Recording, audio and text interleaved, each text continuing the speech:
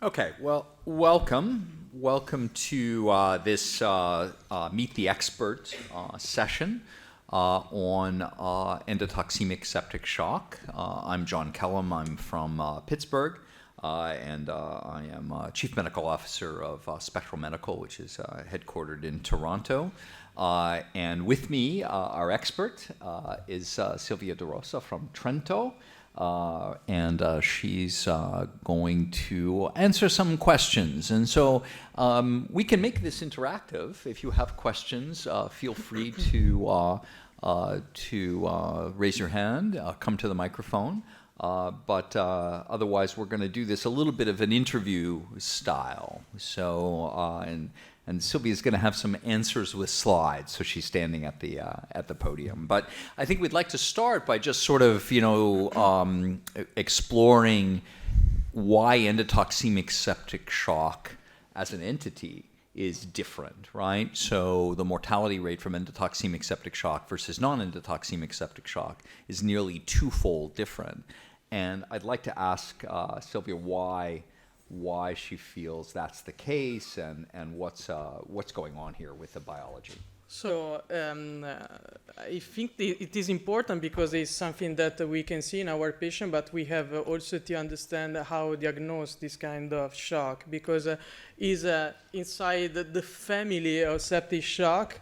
This because important is LPS, so endotoxin. And as we know, is a really high important trigger for a robust immune response in humans, and is also related to gram-negative bacteria, but we have also to understand that inside our organism we have almost 25 grams of endotoxin, and we can have some situation, chronic disease, but also some acute situation that can evoke the translocation of this endotoxin. And we can have endotoxic shock, so we can have a pathogenesis.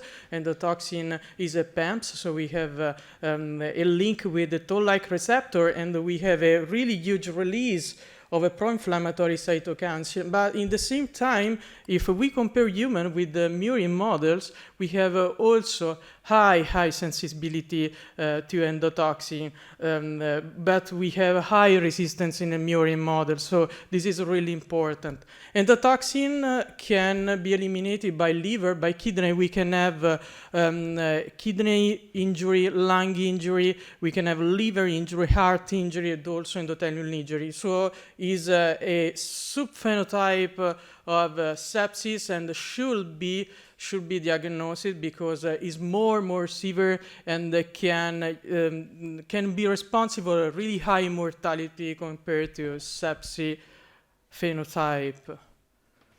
I'm interested in one of the features of your slide because it shows that barrier function in the gut decreases in response to endotoxin, and then of course the gut's full of endotoxin. And so do we get into a vicious cycle? Is that what happens when you have endotoxin release causing more barrier dysfunction and more it's more severe dysfunction, and you have not so much time with to treat your patient. So it's a really severe shock. You have not so much time, and the result could be really high mortality. So this is probably the reason that we have much severity. And how do you identify these patients? So are you able to identify these patients with endotoxemic septic shock to distinguish them from non-endotoxemic shock on the basis of clinical features? Or So we have also to consider that if we give antibiotics can evoke lysis of bacteria, so we can have an increasing or LPS. So and this can worsen the clinical condition of our patients, so we can have a really high severity endotoxic shock. So the presentation should be related to high SOFA score. We can have a high requirement of vasoactive score. We have a high lactates, and our patient is really severe, and high endotoxic activity correlate with the high mortality risk in septic shock. Also, if we have no identification of gram-negative bacteria in the culture, so this is important. Yes, could be connected with the gram-negative bacteria, but also we can have also when we have no diagnosis of shock, but also with people with gram-positive shock, as we saw from registry also. And so, so you have a patient who's obviously very severe, and if they have endotoxemic septic shock, they have very high mortality. You notice a characteristic phenotype, but do you measure endotoxin activity in your routinely daily practice? Yes, I measure endotoxic activity. We know that is a direct test, and it is really important because I assess my patient, so because the severity of shock, you should perform the timing of your septic shock based on probably on a requirement of vasoactive agents, and in the same time you can just perform endotoxic activity because it needs time also the exam, but it's important for you to identify a subphenotype of septic shock. So yes, I use it. I really use it in my clinical practice by something that evoke also the activation of a team that is composed by critical care physician, microbiologists, because the test is performed in my microbiological lab, and also all people that are, involved in this kind of treatment, and for starting also if positive, in presence, so we confirm endotoxic shock, we start putting the central venous catheter and the blood purification.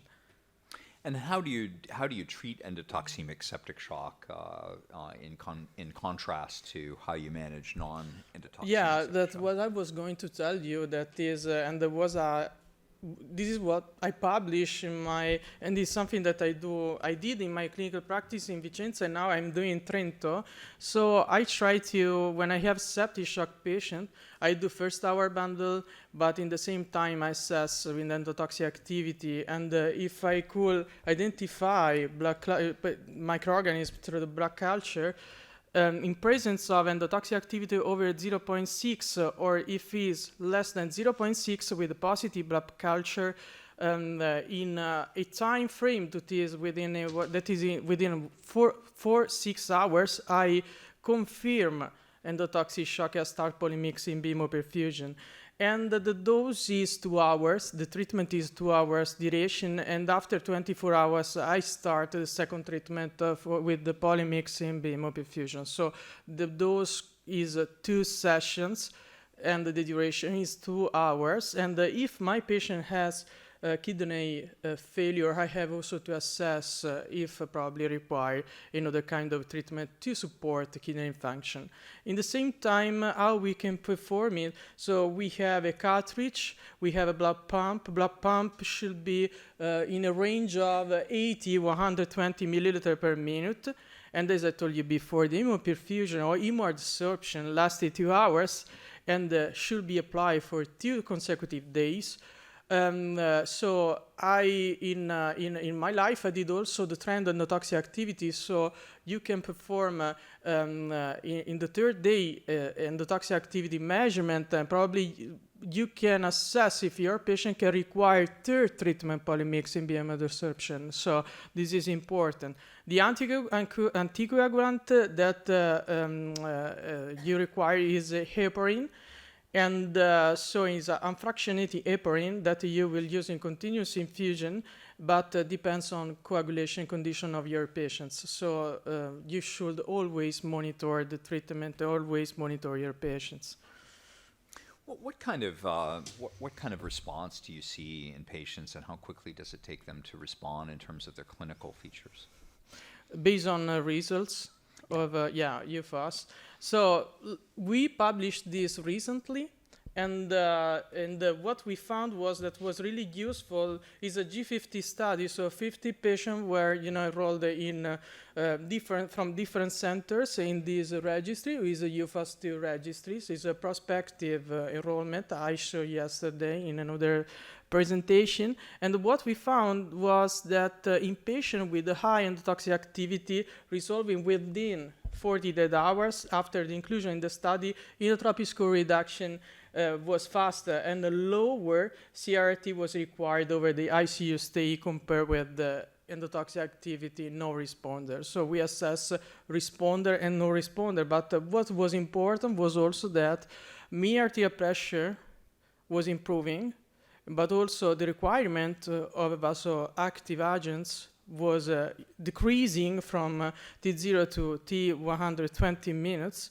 Lactate was decreasing, and there was an improvement also in SOFA score. So we have an improvement of a multi-organ condition dysfunction of our patients. So they are really severe patients, but if we are faster with the treatment, so we are timely with the treatment, we can have results and improvement, and we can fix this kind of endotoxic shock and recover our patients. What distinguishes, do you think? What's the mechanism whereby some patients have a very rapid response and their endotoxin levels come down, and other patients they're more slowly? Yeah, so probably there is also genetics, also endotoxin activity levels. Depends on the precondition, because sometimes you have chronic disease that can have endotoxin activity level a little bit higher, probably. So an acute condition could put higher compared to normal situation, normal people that have no chronic conditions. Sometimes you have genetics, or could be related also to the sex. We have just to make an investigation about it. We have a different response probably also if we compare women with men. So really? yeah, could be. Which is more severe? Probably, I think, women. Women. We have to investigate, but it's something that always we are talking, and you know, it rises me. Very timely. Yeah. Coming back to the issue about using a third treatment, how often does that seem to happen? In UFIS 2, how often do you use a third column? Honestly, in my clinical practice, I can tell you, sometimes I was thinking, but I have to investigate this, that probably endotoxic activity helped me also to figure out the source control. So if source control with antimicrobial, but also surgical source control is well performed. And always I try to fix antibiotic therapy, but sometimes I take my patient to OR the second time. And after the second time, I did the third treatment, and I recover my patient because it's adjunct therapy, something that you have to use with the antimicrobial agents, but also you have to use with the surgical source control. So it's something that gives you time to action for antimicrobial, but also we know that antimicrobial can, you know, evoke side effects because we are performing lysis of gram-negative bacteria, so we are increasing endotoxin, and there is no way to take it off. And polymyxin is something that if I administer intravenously, it can be really toxic for, you know, the brain and for the kidney. So probably this kind of device that can allow you to remove in a kind of way that could be less toxic for the patient can save the life. So this is really important. For this reason, I really suggest this kind of treatment. In the UFIS 2 trial, I think you reported a mortality rate at 28 days of 36% or something like that. Yeah, yeah. And that was, if I remember correctly, that was identical to what was seen in UFIS, the original UFIS. Yeah, almost. More or yeah. less. And the predicted mortality, because you didn't randomize in UFIS 2, but the predicted mortality by SAPS was something like 75%. Yeah, right. Is that right? So 36% is obviously a massive decrease in mortality relative to 75%, but still it's pretty high mortality. Is there a role for adding additional treatments, sequential extracorporeal therapy, for example, or are there other strategies? Probably. The time is important. We have to assess our patient. We have to identify this kind of phenotypes. Because we want to also in the future to figure out the endotypes, but we are a little bit far away. But in the same time, after polymyxin B immunodesorption, we have a lot of patients that require also renal replacement therapy because, there is a high percentage of patients that have kidney failure. So probably adding in sequential way another kind of treatment that can allow you to remove cytokines, because cytokines are just released because the process was just starting. So helpful to perform immunomodulation in sequential way, but probably we can also use other kind of cartridge that can be straight to the microorganism. But I think that to assess this kind of treatment it could be really important for you to modulate this kind of treatment to your patients. So yes, we are straight on the trigger because we are taking off the PAPs, but we have also to take care that we have also cytokines that are, that are just released, and we have also to make a modulation cytokines, but also we have to perform sometimes kidney support. So you can also require what kind of treatment, please. Is there any way to combine both absorbent therapies, like the cytokines absorbent and the... Yeah, do you mean combine the same treatment? Yeah, I can tell you, but this is my opinion. I prefer to perform isolate immunodisruption. Polymyxin you cannot combine.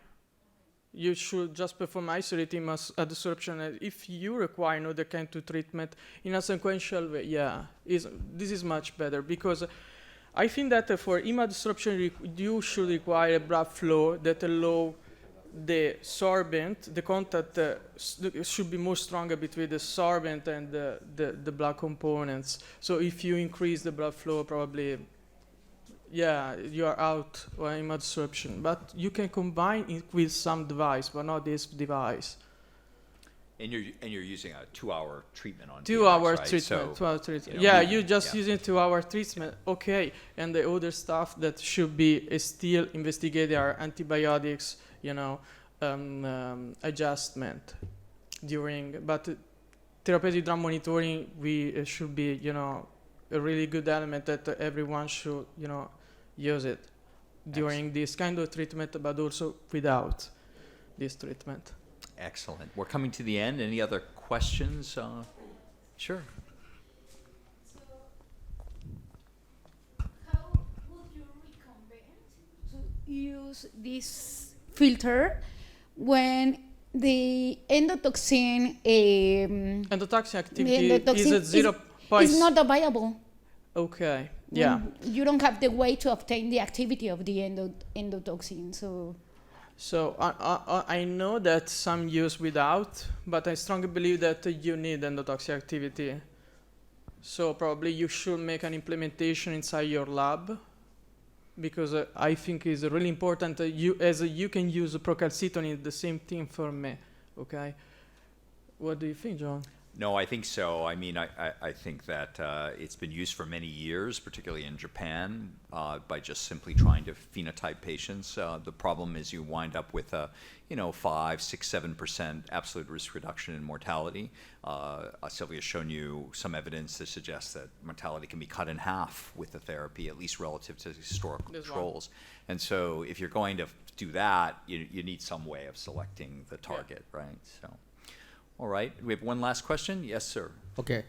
So if the endotoxin measurement is not available, probably I will determine whether the patient is in the endotoxemia based on the clinical context. For example, if the patient have the severe infection from the abdominal infection, and also a high level of the procalcitonin, high level of the IL-6, and severe hypertension. Although we give the enough fluid and you high also dose use, of the vasopressin, and then probably I will say, okay, this patient high level of the endotoxin. Yeah, but we know that these kind of subphenotypes, so abdominal septic shock, post-surgical, okay, because you just did the surgical sus control, could be, after refractory, because you have to start your first hour bundle, you have to do, fluid replacement, and if it's still, the shock, you can perform a polymyxin Hemoperfusion, yes, but you have nothing that confirms that you are in endotoxic shock. Okay. But you did also allow for Yeah, I did. gram-negative blood cultures, Yeah, for example, yeah. as another sort of indicator. But remember, endotoxin, as Silvia showed us, endotoxin signals through toll-like receptor 4. But toll-like receptor 4 has other ligands, right? Toll-like receptor 4 doesn't distinguish between endotoxin and HMGB1 and several other ligands. So the same phenotype is driven by the same mechanistic action through the same receptor. Clinically, you can't distinguish them. Yeah, but probably we could have an alert with this kind of patients, you know, that are post-surgical abdominal. But we also found it in people with pneumonia, so respiratory. So no, is extra abdominal, you know, is not just abdominal. So you should take care also of this kind of patient that sadly has shock. But also COVID-19 was in superinfection. We had a superinfection patient because we did the steroids.